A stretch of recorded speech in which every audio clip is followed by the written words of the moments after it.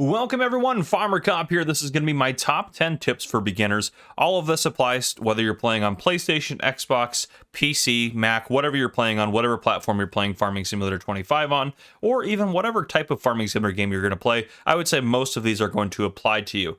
So these are just kind of my tips because Farming Simulator can be quite a daunting and overwhelming game, especially for a new player. And every time we get a new version of the game, like we just got Farming Simulator 25, there is so much more added to the game and so much more complexity that can be added. So this is going to be kind of a quick video to get you started, to give you some tips for starting out. So let's go ahead and dive right into it. First off, I would say you should start in new farmer mode. So when you go into your main menu here and you go into career and you start a new game, I would say start in new farmer mode. Now, in Farming Simulator 25 compared to the previous games, you have a lot more customization in here, and I would say what you're going to want to do is leave it in new farmer mode because it's going to give you some easy presets. Starting money's at 100,000. You might want to bump that up to 250. You can go all the way up to 1 million, but I would say 1 million's probably just not a challenge at all. If you still want to play the game with a little bit of a challenge, but maybe make it a little bit easier, 250 might be a good kind of middle ground. You don't want any starting loan. You don't have to worry about paying that back. Economic difficulty, I would say leave it at easy because you're going to want to make it so you make more money off of selling stuff and everything like that. Now down here at the bottom is where it gets kind of a little bit more interesting. I would say you're going to want a starting farm. The reason for that is you don't have to worry about buying land, buying equipment, doing all that. You're going to have a farm that can already run and has enough stuff to kind of run and function by itself. The other thing I would probably really recommend for you is do the guided intro tour. This will have an NPC. It's kind of like a story mode in a way to start you out. It'll have an NPC in-game that's going to walk you through how to do some of the basic steps of farming, and I would highly recommend that. It doesn't take that long to do, and it gives you the basic way to do basic crops, which I'll talk about a little bit later in this video. So, and if you do want to see a video of someone going through that and giving extra tips, I do have an ultimate beginner's guide that I have released as well on the channel, and you can go check that out. I'll put a card up on the screen for you right now. But anyhow, we're going to do that. And the other last thing I would say too is you're going to want to start on a base game map. So don't go installing a mod map. Start on either Riverbend Springs, Huton Pantai, or Zalanka. Yeah, I would start on one of those if you wanted to. However, Riverbend Springs is the only one that has the guided tour, so just be aware of that if you really want to do the guided tour. For number 2, I would say wait to use mods. So there's this wonderful downloadable content page on Farming Simulator 25 that'll be a ton of mods in here for all platforms. So the problem with that is as you add more and more mods, you're adding more and more things for you to do in an already complex game. Even if some of the stuff in here doesn't really add any new gameplay features, it still adds more equipment that you have to think about and worry about. And as the game progresses, they'll begin to be slowly thousands and thousands of mods that have been uploaded in here. So it just can be a lot to kind of look at and kind of figure out as a new player. So I'd say just hold off on mods for the beginning. It can be very overwhelming again, and I would say just learn the basics of the game. And then after you've learned the basics and got those down, then maybe download a few mods and try it out from there. For number 3, this is kind of a tip of what to do if you get low on cash. So you can take out a loan. If we go in the menu and then we go down here, we can go over to finance and we can borrow in increments of $5,000. However, you're gonna have to pay that loan off eventually, and you are gonna be paying interest every day on that loan. So it's not the best way to go about it if you can avoid it. So one thing to do is kind of sell extra vehicles and buildings that you don't need. So if I go to vehicles, these are all the vehicles I have in new farmer mode. Now, to be fair, on specifically Riverbend Springs, there really isn't a lot that you can live without on here. I would say the big thing is you don't need 2 tractors. This one has between 160 and 225 horsepower, and this one has 116. So if you wanted to, you could sell this guy off at the store. You get about $18,000 for it. But I would keep your most powerful tractor because it'll make your life easier. The last thing is you don't need this header trailer, but again, it's only 200 bucks you're gonna get, so you could clear it out so you don't have to worry about it. That's really the only things you can really afford to lose on here. You need the rest of this to do some of the basic planting. But if we go to buildings, there's a lot of buildings on this farm that you own starting off that you don't need. Well, first off, on New Farmer for Riverbend Springs, we start off with some cows. I would say you're not going to want to deal with animals right off the bat. So if I go in here, I can sell off these 3 cows. Boom. That gives me a little bit of cash there. And now that I've sold them off, I can sell off this pasture. Perfect. That's going to give me 7,500 bucks. That's great. I can go over here. I don't need this barn. If I wanted to store stuff in, I could keep it, but I can get 47,000 if I sell it.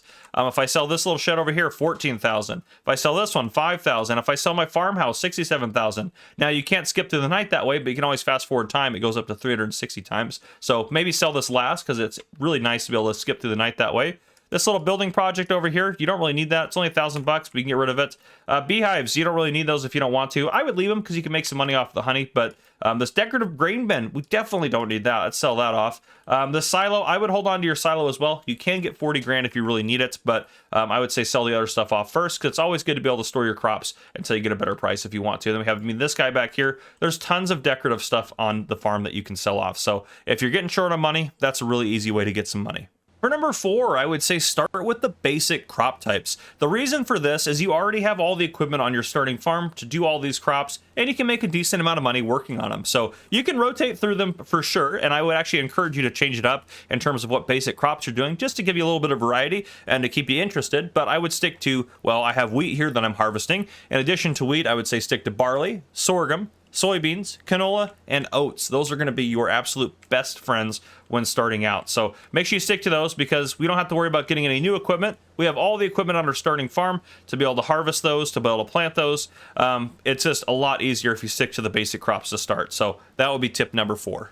For number 5, don't go too big too fast. It can be very tempting to come up to the store and just go into the store menu and purchase something really nice because, well, you have $260,000 burning a hole in your pocket. You might want a motorbike, or you might want a nice car or something like that, or you might go crazy and you might actually buy just a really nice tractor that you absolutely don't need. And really truly can't afford. So if you go too big too fast, all of a sudden you're not going to have any money, and you're going to have a bunch of equipment that you don't even have really a purpose for, which is just kind of difficult to do. If you do want to play a game where you're testing out various pieces of equipment, I would start a separate game save for that. Add yourself like $1 million in there, and then try some different equipment out. And there's also the government subsidy mod and some other ways to get money really fast, which I'll put a card up on the screen if you want to cheat a bunch of money in. That is an option too, but it's not really maybe the way that you should play the game, but totally up to you. That's the beautiful part about this game, is you can play it any way you'd like. For number 6, this kind of goes along with number 5. I would say know what you're buying. Don't buy something unless you are absolutely sure you know what it does and you need it on your farm. This avoids you wasting a lot of precious resources on equipment that you don't need, because if you buy something, you are not able to sell it back for full price. So if you're going through the store, there's a ton of different things that you can buy, a ton of categories, and you may not know what everything does in here, and you may not need some of the stuff that you're buying. So be very careful about that, because it's a really easy way to burn through your cash really quickly.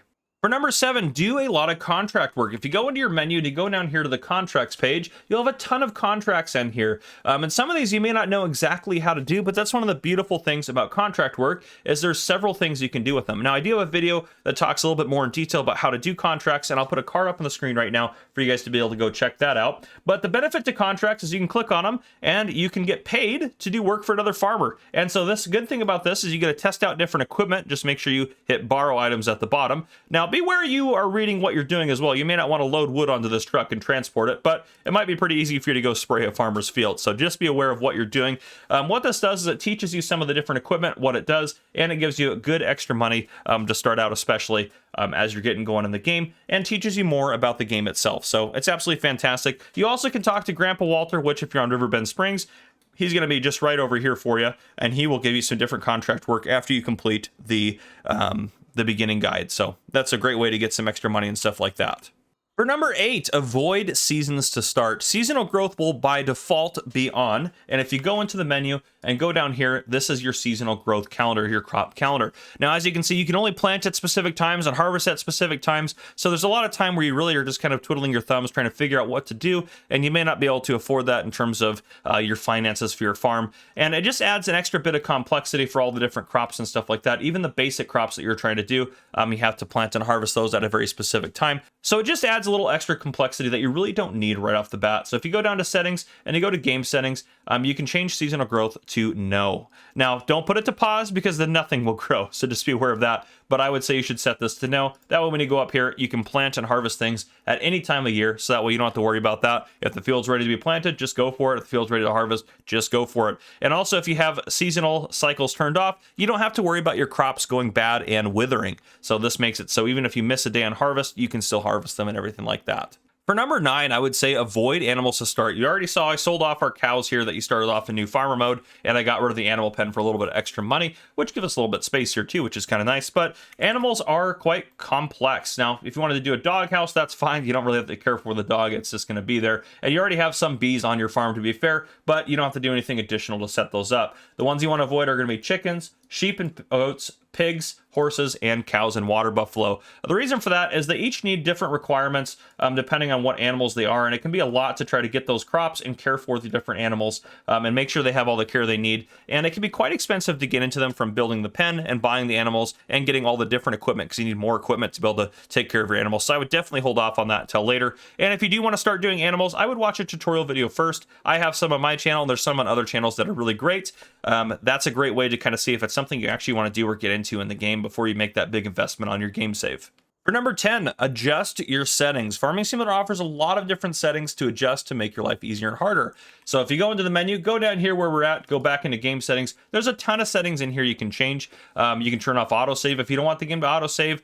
You can change the economic difficulty if you accidentally started in the wrong one, or you want to change it later to make it easier for you, you can do that. If the AI traffic on the roads is really bothering you, you can turn that off if you keep getting in crashes with them. Again, you have your seasonal growth. If you don't want to deal with snow, just turn that off. And then right here is kind of a big set of different controls that I would say you should look at. Crop destruction, I would turn that off. What that does is if you drive over your crops in your fields, you're going to destroy them. You don't want to deal with that to start. Periodic plowing is by default off. I would leave it off. I would also turn fieldstone, lime, and weeds off so you don't have to deal with them. Disaster destruction, if you want tornadoes to destroy your crops, leave that on. If you want to see the tornadoes but have no crop destruction, leave visuals on. Or if you just don't want to deal with it at all, you can leave it to disabled. I would turn it to visuals only or disabled just to start, just so you get kind of the feel for the game. That way you don't have to worry about these extra aspects of taking care of your crops and various things like that. It'll just keep it simplified for you, especially to start out, which is really what you need to learn the game. And finally, as I wrap up this video, I would say you should go watch some tutorial videos, whether they be on my channel or other channels.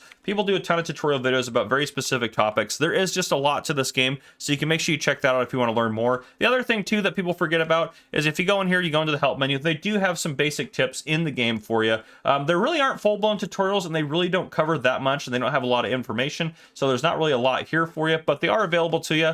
Last thing too, at the bottom, you can go to this Farming Simulator Academy website, which, as you're watching this video, the game may have not been released yet, because I'm recording this before the game's actually released. But after game release, they should start updating that. It just takes them a while to get tutorial videos out there, and they don't always have all the information you want. So typically, it's better to go watch someone on YouTube or another platform to be able to learn more about the game. But anyhow, guys, that's what I got for you. I hope you enjoyed. If you guys did, please drop a like down below. If you haven't already, hit that subscribe button up on the screen to join the Farmer Cop channel, and turn on your notification bells so you don't miss any future videos I may post. This has been Farmer Cop. Thank you guys for coming and for watching.